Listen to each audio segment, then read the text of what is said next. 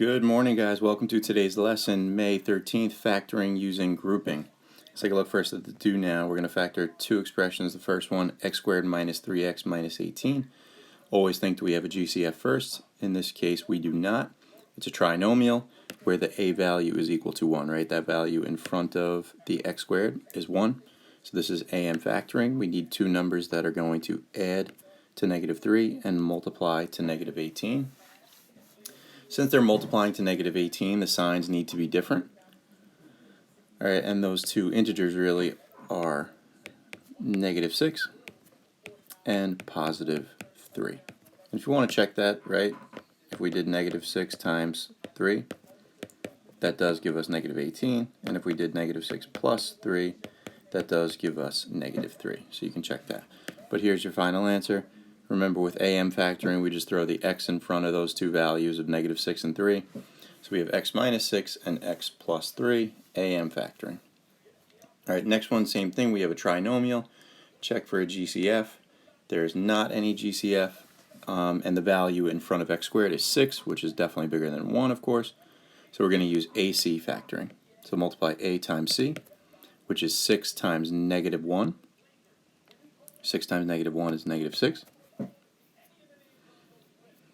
So now keep in mind, we need these values to multiply to negative 6 and add to the b value, which is also negative 1. That's that value in front of the x there. That's a negative 1. All right, so multiply. What are these two values? What multiplies to negative 6 and adds to negative 1? It's negative 3 and 2. All right. So in your two binomials, you're going to have negative 3 and positive 2. But remember, before, with am, we put x in front of both of these. We're not going to put x in front. We're going to put 6x in front. All right, 6x because the value in front of x squared is 6. So we have 6x. Now, which one of these can you divide out a number? Some common factor? It's actually both of these. All right, you can divide both of the binomials. So this one's usually you can just divide out one of them, but sometimes you can divide out a number for both. So 6x minus 3, you can divide out a 3, and 6x plus 2, you could divide out a 2. Now with normal GCF factoring, you throw that value out front of the parentheses now, but not with AC factoring. Remember, this is kind of like a trick. All right, so it's not necessarily fully math special. You know, it's a trick. All right, so it's not so specific. All right, so 6x minus 3, divide both of those by 3. So you get 2x minus 1. And 6x plus 2. What happens when you divide both of those by 2? You get 3x plus 1. And you're done now. So once again, what we didn't do, we didn't take the 3 and throw it out front, or the 2 and throw it out front. That's normal GCF factoring. You don't have to do that here. Now remember, to check this, you could use the box method, but there's also sort of a quick way to check it, right? 2x times 3x, that gives you 6x squared, good. All right, and negative 1 times 1, that gives you negative 1. All right, so that's a quick check. But if you did the full box method, you would see that it works out. All right, but maybe on a test or something like that, you're running out of time, and you got to check your answer real quick. Also think about yesterday with GeoGebra. You could check it there too. Okay, so why did we use different methods for factoring each of the trinomials here? Well, in the first one, the a value, the value in front of x squared, was equal to 1. And in the next one, the a value was greater than 1. It was 6. All right, so anything greater than 1. 2, 3, 4, 5, 6, anything. All right. 4 types of factoring that we've discussed so far. And the one you always check first, GCF, always, always, always. Okay. Dots was another one. Remember, dots is for a binomial, two terms, and there's subtraction in between. All right. AM, which we just did in the do now, and AC, which we also just did in the do now. Now there's a fifth way to factor. All right, by the way, AM and AC are both for trinomials, 3 terms. Factoring by grouping, you may remember from Algebra 1, you may not. The old way you actually learned AC factoring was using grouping. All right, so grouping is a skill that you need to know, but the way grouping is used in AC is a little more complicated than it needs to be.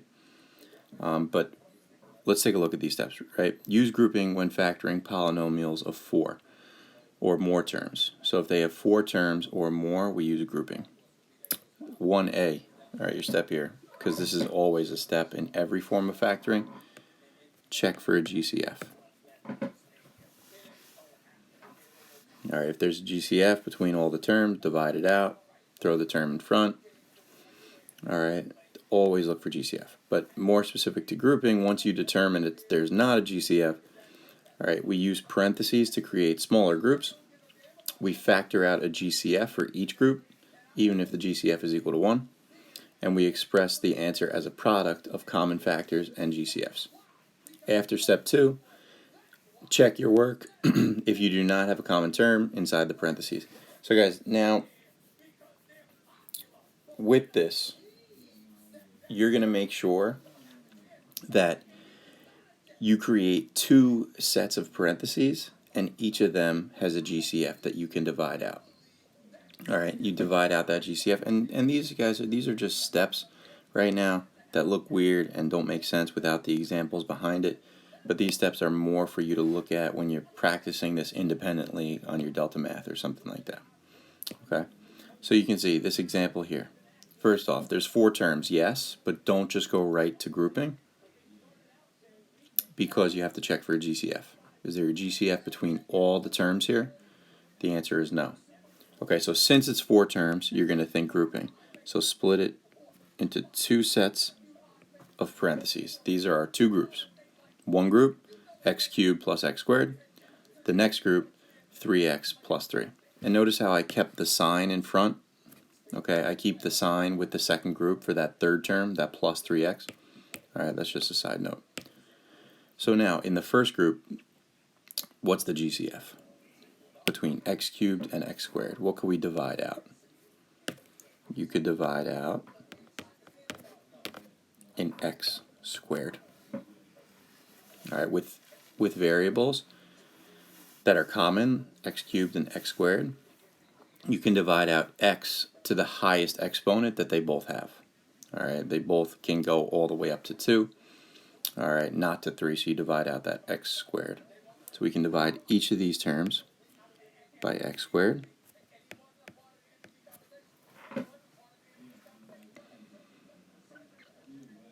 And what happens is x squared, because this is normal GCF factoring, not like AC, x squared gets thrown out front of parentheses. And then what is left? So now we divide out. So this is what I did here, guys. I took the x squared and threw it out front of the parentheses now. That's normal GCF factoring. So now x cubed divided by x squared is x. And x squared divided by x squared is just 1. So you just write plus 1. So that's our first set. Now the next set, you do the exact same thing. Okay, what's the GCF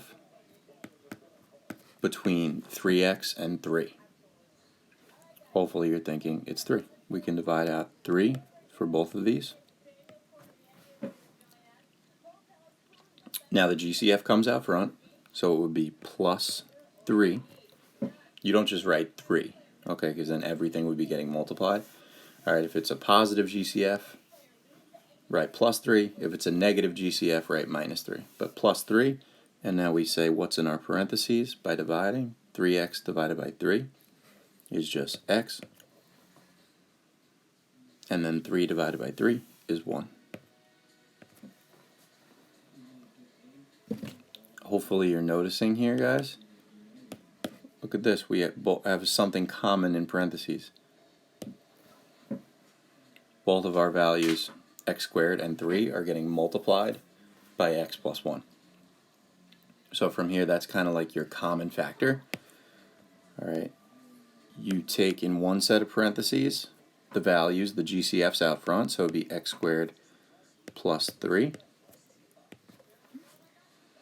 And your next one is what was in common, which is x plus 1 was in common, and now you're done.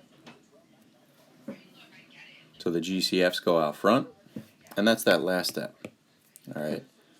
Express answer as a product of the common factor and the GCFs. Okay. After step 2, check your work if you do not have a common term inside the parentheses. So we did have a common term. We did have the common binomial of x plus 1. That's in one of your sets of parentheses. And the GCFs, which is here, right, those go in the other set of parentheses. So the common term, x plus 1, and the GCFs. All right, you might remember this from Algebra 1, but let's get a little more practice with it. Remember, at any point, pause the video. Okay, next, check for a GCF between all the terms, and there is not one. Okay, so we got to break it up into 2 groups, right? Factor by grouping. We're breaking it up into 2 groups. Now, what can we divide out for the first group? 2x cubed plus 3x squared. Is there a common factor between 2 and 3? There is not. Is there a common factor between x cubed and x squared? Yeah, it's x squared. Your GCF for the first group is x squared. So we're going to divide out x squared. Remember, x squared goes out front of the parentheses.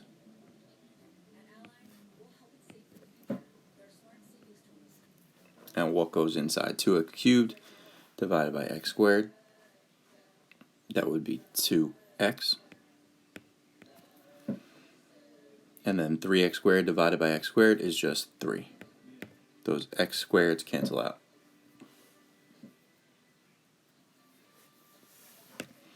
Right, your next set, the GCF for the next 2 terms, 6x and 3.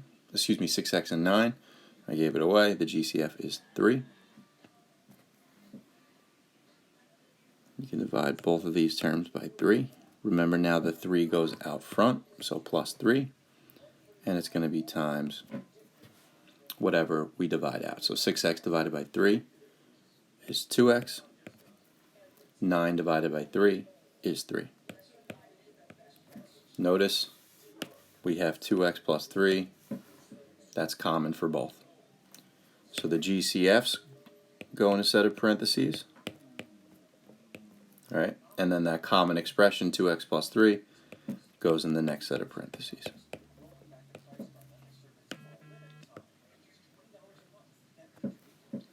How could you check your answer? A couple different ways. We could use the box method here for these, right? These 2 binomials here. We can multiply that out, box method, or you could use GeoGebra. Make sure the graphs are exactly the same like we looked at yesterday. All right. Another one here.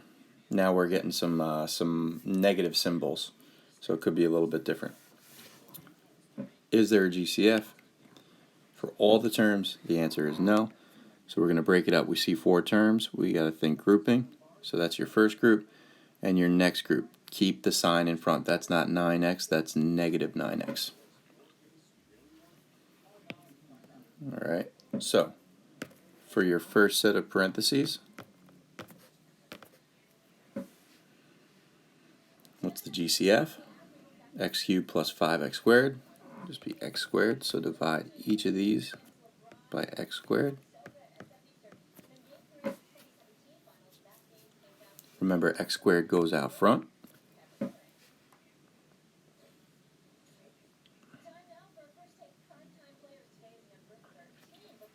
In parentheses now, x cubed divided by x squared is just x, and 5x squared divided by x squared is just 5.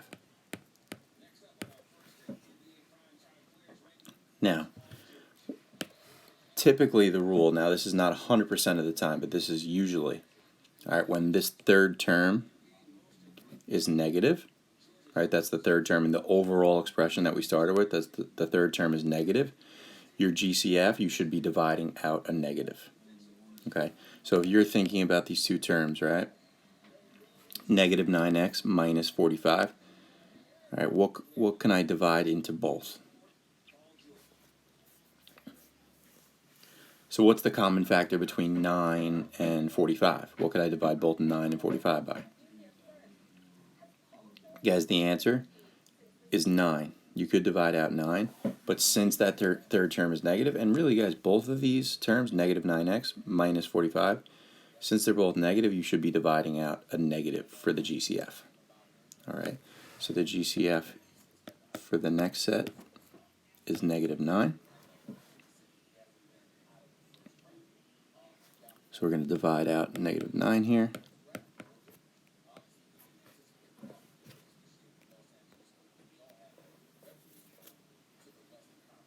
Minus 9 now. Notice how I didn't write positive 9. All right, minus 9. And what goes in your parentheses? So negative 9x divided by negative 9 is just x. And negative 45 divided by negative 9 is positive 5.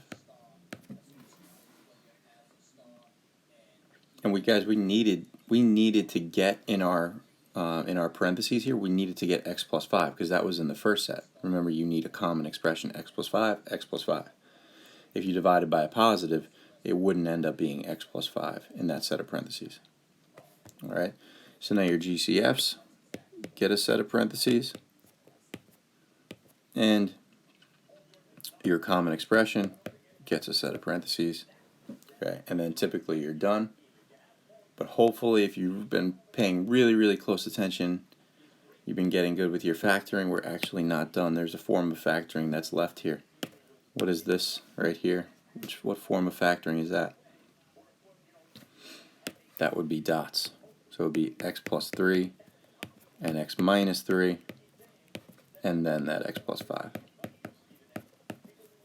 All right, that's factoring using dots. If you're not sure about that, check your notes, but it's basically just saying what times itself gives me x squared, and that's x, right? X times x is x squared.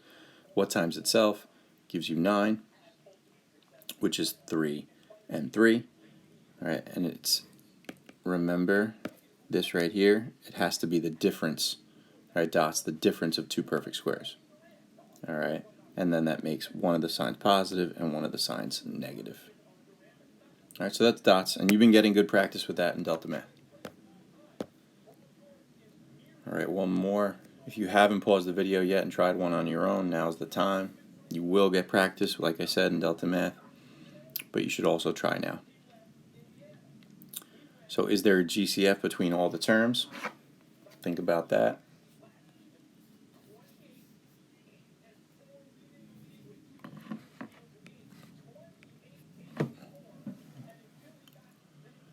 So no GCF. There's 4 terms, so break it up into 2 groups. First group here, what could we divide both of those by? What would the GCF be? It would just be x squared, because 2 and 5 don't have a common factor that we could divide out. So divide by x squared.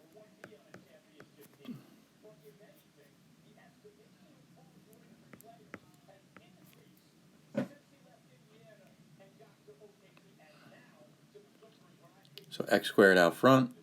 What goes in the next set of parentheses? So 2x cubed divided by x squared is 2x.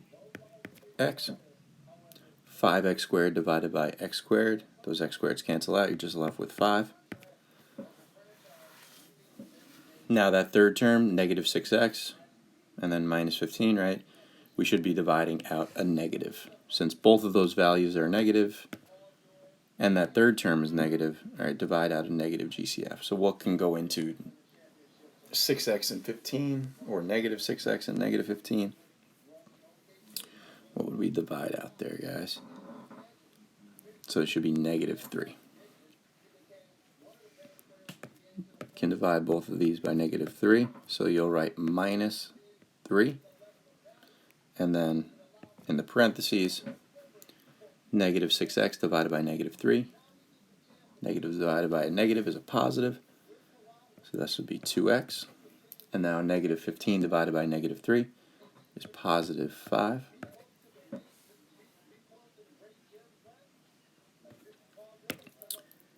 Your GCFs get a set of parentheses, and the common expression comes with it in a set of parentheses as well. You might be thinking x squared minus 3 is also dots. It's not. 3 is not a perfect square. This would be done now. All right, factoring using grouping, and that's it for today. All right, so good things. Make sure your delta math gets done. That's due tomorrow. All right, tomorrow at 8 o'clock. You'll get some extra practice with this through delta math. Please ask me questions and remind anything at all. And that's it. Have a wonderful rest of your day, and I will see you mañana.